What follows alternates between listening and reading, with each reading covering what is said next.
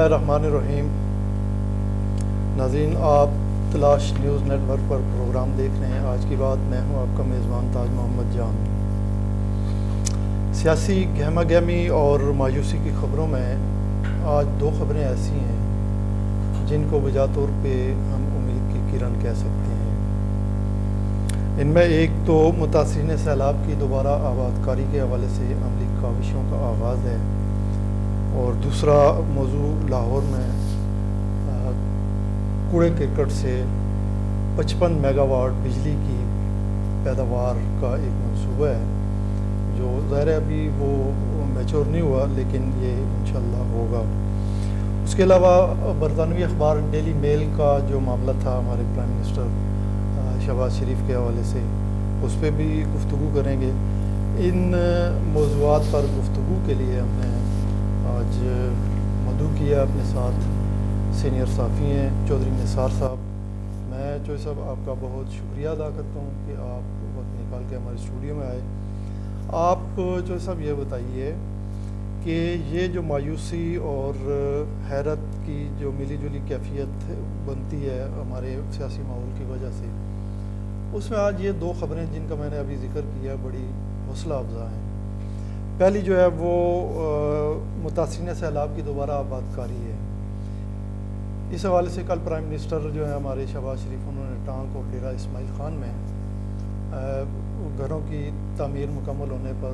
متاثرین جو تھے ہمارے سیلاب سے متاثرہ لوگ، ان کو گھروں کی چابیاں دی ہیں۔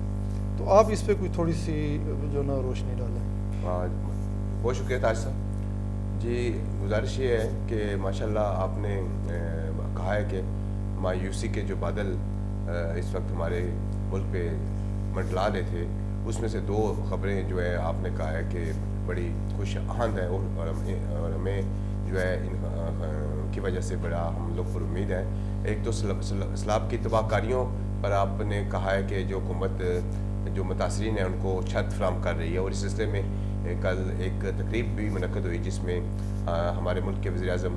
شہباز شریف صاحب نے متاثرین سیلاب میں گھروں کی چابیاں وہ جو ہے وہ تقسیم کی ہیں۔ میں صرف آپ کو یہاں پہ بتاتا چلوں کہ یہ جو سیلاب تھا یہ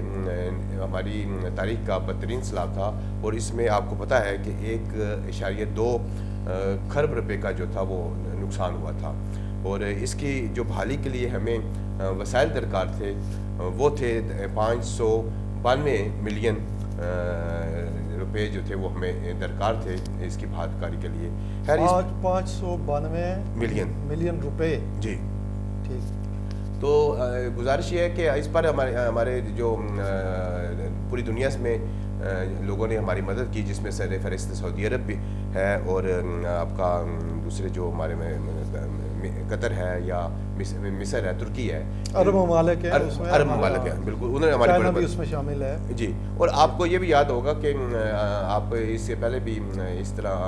سیلاب متاثرین کے اوپر پروگرام کر چکے ہیں، اور آپ میں سمجھتا ہوں کہ آپ بڑے فکر مند رہتے ہیں۔ آپ نے دیگر اور بھی کئی شعبوں میں سیلاب متاثرین کی جو ہے وہ گاہے بگاہے ان کی آبادکاری کے لیے جو اپنے تئیں ہو سکتا ہے وہ آپ کرتے رہتے ہیں۔ جی، فکر مندی بنتی ہے نا جو یہ ہمارے پاکستانی بھائی ہیں، لوٹے پیٹے دائیں بائیں ہمارے، اگر یہ میں آپ کو بھی اپریشیٹ کر رہا ہوں کہ ماشاءاللہ آپ کا جذبہ بڑا نیک ہے، اور اللہ تعالیٰ آپ کا یہ جذبہ قبول فرمائے۔ میں یہ آپ کو بتا رہا ہوں کہ 20 لاکھ جو تھے وہ گھر مکمل یا جزوی طور پہ اس میں سیلاب میں تباہ ہوئے تھے، کھڑی فصلیں جو نا وہ تباہ ہوئی ہیں، زراعت، بجلی، مواصلات کا نظام درہم برہم ہو گیا تھا، اور یہ بڑی خوش آمد بات ہے، اور ہم اس کو بڑی ویلکم کرتے ہیں کہ یہ موجودہ حکومت کا میں کہتا ہوں کہ بڑا شاندار کارنامہ ہے کہ وہ اس نے کل جو ہے گھروں کی جو چابیاں وہ تقسیم کی ہیں۔ اور میں آپ کو یہاں پہ یہ بھی بتا دوں کہ پی ایم نے کل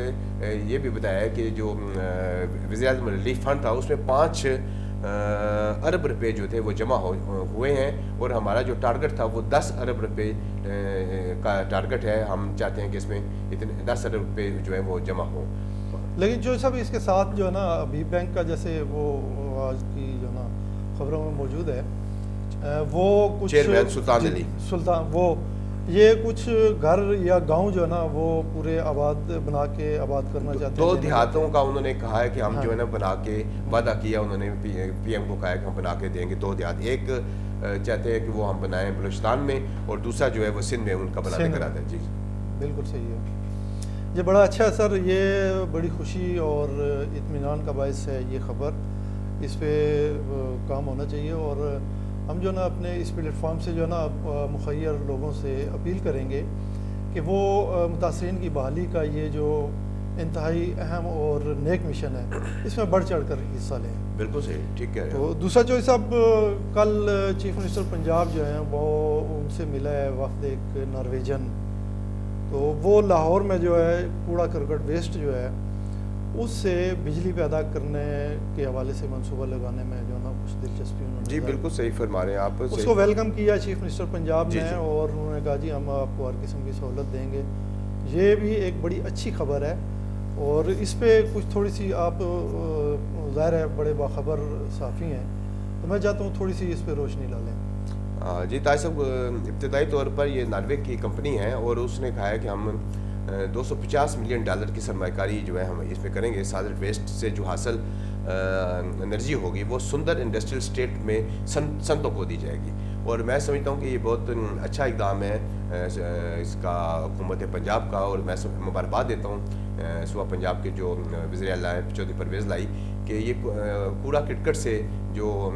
ہمیں اس کے جمع ہونے سے بھی بڑی تکلیف ہوتی ہے, اور یہ لاکھوں ہزاروں ٹنوں کے حساب سے ہم اس کو جو ہے اس کو ضائع کرنے کے لیے ہمیں بے شمار وسائل جو ہیں اس پر صرف کرنے پڑتے ہیں. تو میں سمجھتا ہوں کہ اس سے نہ صرف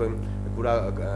کرکٹ جو ہے ہمارا وہ تلف ہوگا, اور اس سے انرجی بھی ہم حاصل کر سکیں گے. جی انرجی بھی ہوگی, اور اس پہ جو سب ایک اور پہلو جو ہے نا وہ یہ نکلتا ہے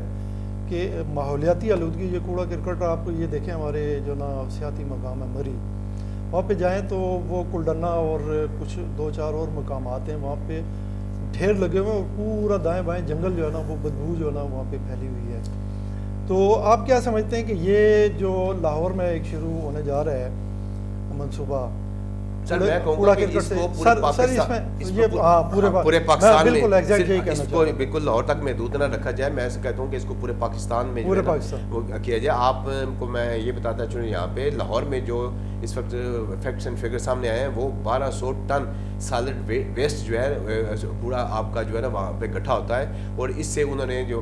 ناروے کی کمپنی ہے انہوں نے کہا ہے کہ ہم 55 میگا واٹ بجلی جو ہے نا آپ کو پیدا کر کے دیں گے,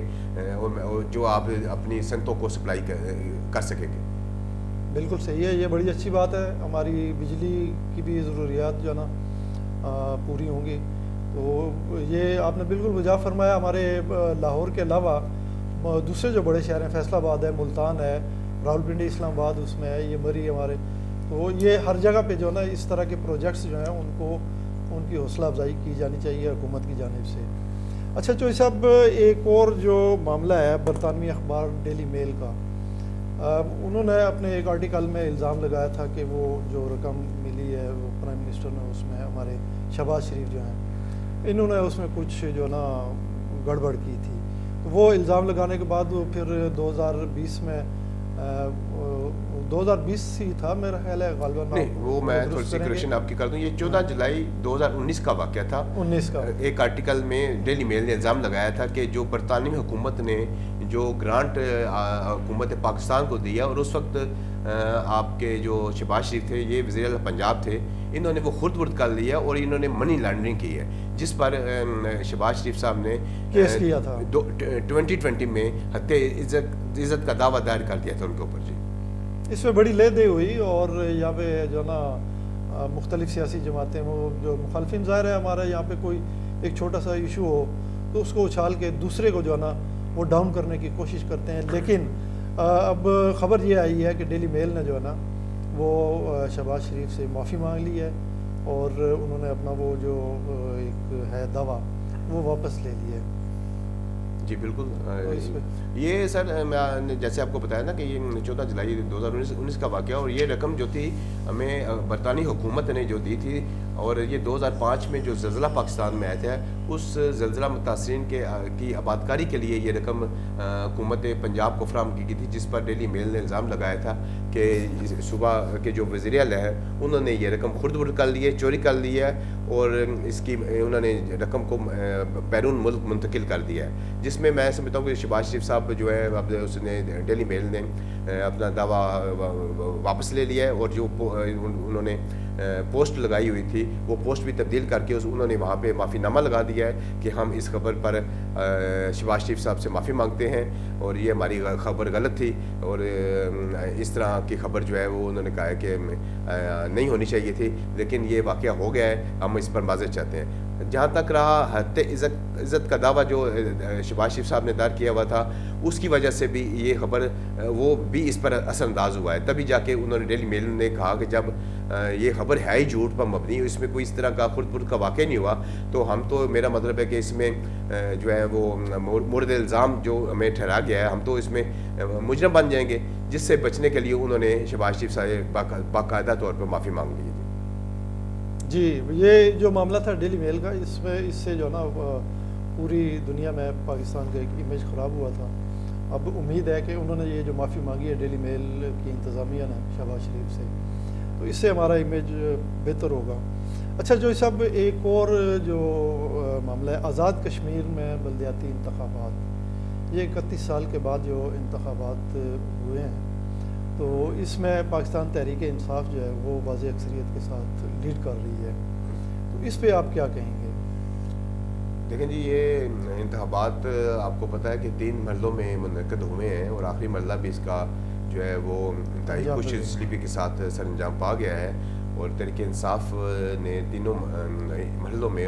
اور پورے آزاد کشمیر میں واضح برتری جو ہے وہ اس نے حاصل کر لی ہے۔ دیگر جماعتوں بھی کے لوگ بھی جیت کر سامنے آئے ہیں، اور میں سمجھتا ہوں کہ یہ جو آزاد کشمیر کے پرائم منسٹر ہیں سردار تنویر الیاس، ان کا بہت بڑا یہ کارنامہ ہے کہ انہوں نے یہ انتخابات منعقد کروائے، اور نام ساد حالات میں انتخابات منعقد کرائے، کیونکہ ان کو بڑا مسئلہ تھا وہاں پہ سیکورٹی کا، اور سیکورٹی انہوں نے مانگی تھی وفاقی حکومت سے، اور وفاقی حکومت نے ان کو وہ سیکورٹی فراہم کرنے سے انکار کر دیا تھا، جس کی وجہ سے انہوں نے ایک ہی دن انتخابات کرانے کے بجائے انہوں نے 3 مرحلوں میں انتخابات کرائے۔ یہ صرف اس کی یہی وجہ تھی کہ ان کے پاس سیکورٹی نہیں تھی۔ اب وہاں پہ الحمدللہ یہ جیسے کہ آپ نے بتایا ہے کہ 31 سال کے بعد جو ہے انتخابات منعقد ہوئے ہیں، میں سمجھتا ہوں کہ ان انتخابات سے عوام کے جو مسائل ہیں اور جو نچلی سطح پر جو لوگوں کے مسائل ہوتے ہیں وہ بھی حل ہوں گے، اور آزاد کشمیر جیسا کہ آپ کو پتہ ہے کہ پورا آزاد کشمیر بڑا پسماندہ ہے، اور وہاں پہ لوگوں کو روزگار کا، لوگوں کو تعلیم کا اور دیگر کئی مسائل جو ہیں وہ آمد و رفت کے مواصلات کے درپیش ہیں، وہ ان بلدیاتی انتخابات کی وجہ سے جو لوگ جیت کر آئے ہیں وہ لوگوں کے کام کریں گے، جس سے بہت زیادہ جی عوام کو ڈیسیژن میکنگ کا جو ہے نا اختیار جو ہے وہ خود ان کے پاس آ گیا ہے۔ اچھا، جو سب پاکستان تحریک انصاف نے جتنی سیٹیں حاصل کی ہیں اس کے مقابل پاکستان پیپلز پارٹی اور مسلم لیگ نون، ان کی تعداد جو انہوں نے جیتی ہیں سیٹیں وہ کم ہے، لیکن ان کو جمع کیا جائے تو وہ پاکستان تحریک انصاف کی جو جیتی ہوئی سیٹیں ہیں اس سے زیادہ بنتی ہیں، اس سے زیادہ بنتی جی بالکل۔ تو آپ کیا سمجھتے ہیں، یہ چونکہ ادھر اتحادی ہیں پی ڈی ایم، تو وہاں پہ کوئی اگر بعد میں کوئی ایسا وہ مرحلہ آتا ہے دوسرے انتخابات جو عام الیکشن ہیں، اس میں اگر یہ دونوں جماعتیں مل کر تحریک انصاف سے زیادہ ووٹ سیٹیں لے جاتی ہیں عام انتخابات میں، تو وہاں پہ پھر کیا صورتحال بنے گی حکومت کی؟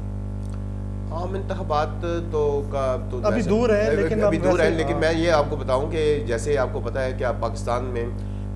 پی ڈی ایم کی حکومت ہے وفاق میں، اور 2 صوبوں میں آپ کو پتہ ہے کہ وہ تحریک انصاف کی حکومت ہے، اور یہ بڑا آپ نے صحیح بتایا ہے کہ تحریک انصاف کی جو لوگ وہاں پہ جیتے ہیں، پیپل پارٹی، پاکستان مسلم لیگ اور دیگر جماعتیں جس میں مسلم کانفرنس بھی ہے اور